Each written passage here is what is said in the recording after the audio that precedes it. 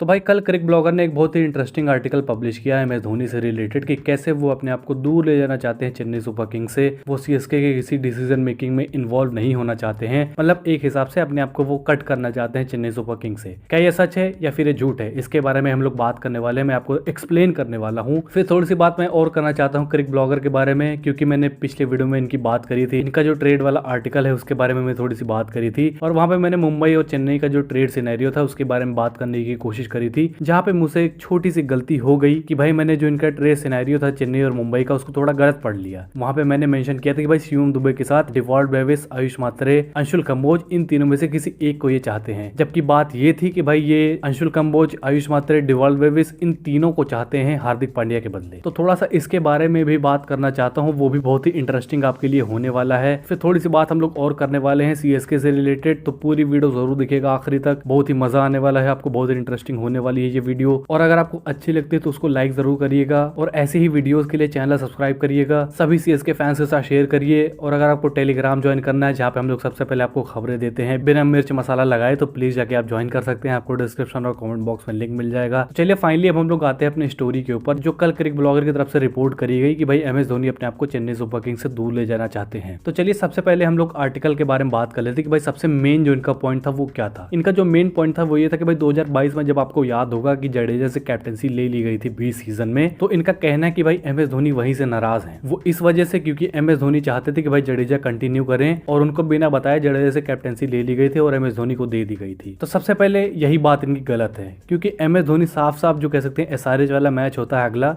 उसमें वो एक्सप्लेन करते हुए दिखाई देते हैं कि भाई जडेजा के ऊपर बहुत ज्यादा बर्डन था, उनकी परफॉर्मेंस अफेक्ट हो रही थी कैप्टनसी की वजह से, और उनका मानना था कि भाई जडेजा एज अ प्लेयर ज्यादा इंपॉर्टेंट है सीएसके के लिए एज अ कैप्टन से, जिसकी वजह से उनको लगा कि भाई जडेजा से जो ये बर्डन है वो उतारना चाहिए। और कोई कह सकते हैं इंपॉर्टेंट कैंडिडेट या फिर कह सकते हैं कोई उभरता सितारा था नहीं जिसके ऊपर चेन्नई सुपर किंग्स इतना बड़ा कह सकते हैं बागडोर सौंप सके, जिसकी वजह से एम एस धोनी को दोबारा वापस आना पड़ा था। और वहां पे कोई रिफ्ट का मुझे दिखाई नहीं दिया था। हालांकि जडेजा के ऊपर तो थोड़ा बहुत कह सकते हैं हुआ होगा कि वो गुस्सा हुए होंगे, लेकिन एम एस धोनी से ऐसा कुछ नहीं दिखाई दिया कि भाई वो नाराज थे या फिर ऐसा उन्होंने कुछ बोला हो। या फिर आप खुद ही सोचिए कि भाई अगर एम एस धोनी नाराज होते तो भाई दोबारा कैप्टनसी करने के लिए रेडी ही क्यों होते, क्योंकि भाई एम एस धोनी ऐसे वैसे आदमी नहीं कि भाई उनको मना लेंगे कैसे भी करके। अगर उन्हें लगता है कि ये चीज गलत है तो भाई उसको वो फॉलो नहीं करते हैं, सबको ये पता है। भाई यहीं पे ये बात मतलब झूठ साबित हो जाती है कि भाई एम एस धोनी वहां से नाराज है। फिर इनका दूसरा पॉइंट था कि भाई एम एस धोनी को इन्फॉर्म नहीं किया गया था जडेजा की ट्रेड के बारे में। तो भाई वो बिल्कुल रीजनेबल है। क्यों? क्योंकि हमें पता है कि भाई 2024 में जब ऋतुराज गायकवाड़ को कैप्टनसी सौंपी गई थी, वहीं से हमने देखना शुरू किया था कि भाई एम एस धोनी नहीं चाहते कि भाई वो किसी डिसीजन मेकिंग में अपनी टांग अड़ाए। वो चाहते थे कि भाई ऋतुराज गायकवाड़ और स्टीफन फ्लेमिंग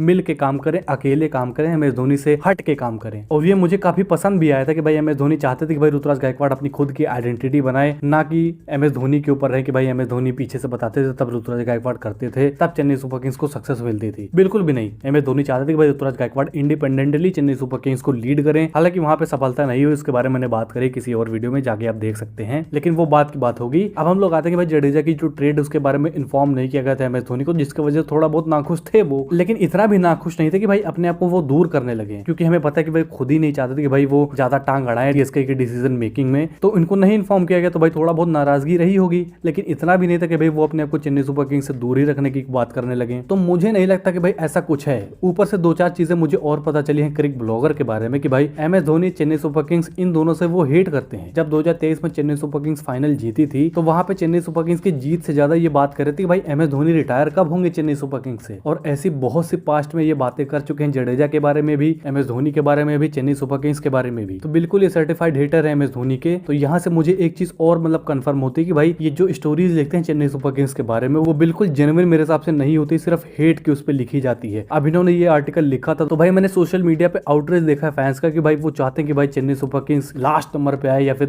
10th नंबर पे फिनिश करे, क्योंकि वो एम एस धोनी को दूर रखना चाहते हैं। भाई इससे आप देख सकते हैं भाई इनका तो फायदा हो ही गया कि जो सीएसके फैंस थे, जिनको नहीं पता चलेगा, जो मेरी वीडियोस नहीं दिखेगा या फिर किसी और सोर्स से उसको पता नहीं चलेगा कि भाई कौन है क्रिक ब्लॉगर, तो भाई वो तो अपने अंदर हेट्रेड लेके चली गई कि भाई एम एस धोनी के साथ ऐसा क्यों हो रहा है। तो भाई ये बड़ा खेल है, बड़ी पिक्चर, इसको आप समझिए कि भाई कौन किस इंटेंशन से आर्टिकल लिख रहा है। तो मेरे हिसाब से बिल्कुल ये नहीं होने वाला है। एम एस धोनी अपने आप को मेन रोल में रखने वाले हैं 2027 में सीएसके के। वो बड़े बड़े डिसीजन लेने वाले हैं, वो अभी इन्वॉल्व है कोच को डिसाइड करने में, और उनका रोल रहने वाला है 2027 में, आप ये मान के चलिए। अब मैं आता हूँ अपनी दूसरी बात पे, जो मैं आपसे कह रहा था कि भाई मैंने रिपोर्ट करा था ट्रेड के बारे में। चलिए उसके बारे में बात कर लेते हैं। तो मैंने एक सिनेरियो बताया था कि भाई मुंबई इंडियंस क्या मांग कर रही है, हालांकि उस आर्टिकल में कुछ अलग लिखा था। सबसे पहले मैं अपनी बात कर लेता हूं। मैंने बता दिया कि भाई Shivam Dube plus Anshul Kamboj, Dewald Brevis, Ayush Mhatre, इन तीनों में से कोई एक और शिवम दुबे, ये मुंबई इंडियंस की मांग है और चेन्नई सुपर किंग्स इसको मना कर रही है। लेकिन इस आर्टिकल में लिखा था कि भाई जो तीनों मैंने प्लेयर्स के नाम लिए हैं, अंशुल कंबोज, डिवॉल्ट ब्रेविस और आयुष मात्रे, वो तीनों को चाहती है हार्दिक पांड्या के बदले। अब इसको आप लॉजिकली सोचें भाई, कहां से ये सेंस बनाता है? जो मैंने बोला था वो ज्यादा सेंस बनाता है। मुंबई इंडियंस इतनी बेवकूफ नहीं कि भाई इम्पॉसिबल सा ऑफर लेकर जाएगी चेन्नई सुपर किंग्स के पास। भाई उन्हें भी डील करनी है, सबको पता है। और वो चेन्नई सुपर किंग्स से कोई हेट नहीं करती कि भाई ऐसा ऑफर लेकर जाएगी, क्योंकि उन्हें चेन्नई सुपर किंग्स को हार्दिक पांड्या देना ही नहीं है। तो भाई इम्पॉसिबल ऑफर क्यों लेकर जाएगी मुंबई इंडियंस उनके पास कि भाई जो आपके मेन जो फ्यूचर हैं 3, उसको आप दे दीजिए हार्दिक पांड्या के बदले, जो कि 33 साल के हो जाएंगे। तो अब तो मुझे ऐसा लगने लगा कि भाई जो मैंने बोला था वो ज्यादा सेंस बनाता है इनके जो आर्टिकल में लिखा था उससे, क्योंकि हमें पता चल गया कि भाई इनका इंटेंशन क्या रहता है आर्टिकल लिखने के पीछे। वो चेन्नई सुपर किंग्स को हमेशा बैड लाइट में दिखाना चाहते हैं। वो मतलब चाहते थे कि भाई चेन्नई सुपर किंग्स किसी तरीके से इस डील से एकदम बाहर लगे, जिसकी वजह से ऐसा लगता है कि भाई इन्होंने ये आर्टिकल लिखा था। और अब तो मुझे ये लगता है कि भाई मैंने ही सही बोला था। जो बोला था भाई कम से कम वो सेंस तो कम से कम बना रहा था कि भाई मुंबई इंडियंस की मांग हो सकती है शिवम दुबे प्लस इन तीनों में से कोई एक प्लेयर। बाकी जो इन्होंने लिखा है भाई यार, मतलब पढ़ के मुझे गुस्सा आ रहा है। तो आप इस बारे में क्या सोचते हैं प्लीज मुझे कॉमेंट सेक्शन में जरूर बताइएगा। तो आज के बाद से भाई मैं इनको तो कवर नहीं करने वाला हूँ। आप हमारा ट्विटर जरूर फॉलो कर सकते हैं, मैं आपको डिस्क्रिप्शन में लिंक दे दूंगा। अब हम लोग आते हैं अपने कोचेस के ऊपर कि भाई कोचेस के ऊपर क्या चल रहा है। तो भाई इंडियन एक्सप्रेस की तरफ से ये रिपोर्ट निकल के आई कि भाई चेन्नई सुपर किंग्स अपना कोच जो है वो अक्टूबर में डिसाइड करने वाली है। इन्होंने मतलब अक्टूबर का महीना वहां पे मेंशन किया है और फॉरेन कोच होने वाला है, MS धोनी डिसाइड करने वाले हैं। ये सारी बातें तो सबको पता है, लेकिन जो इंपॉर्टेंट चीज है वो ये है कि भाई अक्टूबर में इनका कोच डिसाइड होने वाला है। इसके पीछे लॉजिक क्या हो सकता है? मुझे लगता है कि भाई ये है कि भाई SC20 का जो ऑक्शन है वो 7 अक्टूबर को खत्म हो जाएगा। उसके बाद मुझे लगता है ये लोग अनाउंस करने को देख रहे हैं। बाकी कौन हो सकता है इसकी बात मैंने पिछली वीडियो में करी, तो प्लीज आप जाकर देखिएगा। बहुत ही इंटरेस्टिंग तरीके से मैंने आपको समझाया, तो प्लीज जाके देखिएगा आप वहाँ पे। बाकी जो मेन है वो है कि भाई अक्टूबर के अराउंड ये लोग अनाउंस करने वाले हैं। मुझे अभी भी लगता है पर्सनली कि हो सकता है सितंबर में कुछ आपको देखने को मिल जाए। तो आपको क्या लगता है प्लीज मुझे कमेंट सेक्शन में बताइएगा, और आप किसे देखना चाहते हैं वो भी प्लीज बताइएगा। तो चलिए, होपफुली आपको ये वीडियो पसंद आई होगी। अगर पसंद है तो प्लीज लाइक जरूर करिएगा, और ऐसे ही इन्फॉर्मेटिव वीडियोस के लिए चैनल जरूर सब्सक्राइब करिएगा, क्योंकि हम लोग यहाँ पे फेक न्यूज नहीं पोस्ट करते हैं। सभी CSK फैंस के साथ भी शेयर करिए, और अगर आपको टेलीग्राम ज्वाइन करना है या फिर ट्विटर हमारा फॉलो करना है तो आपको डिस्क्रिप्शन और कमेंट बॉक्स में लिंक मिल जाएगा, कहीं से भी आप फॉलो या फिर ज्वाइन कर सकते हैं। तो चलिए फिर मिलते हैं आपसे अगली वीडियो में, तब तक के लिए बाय।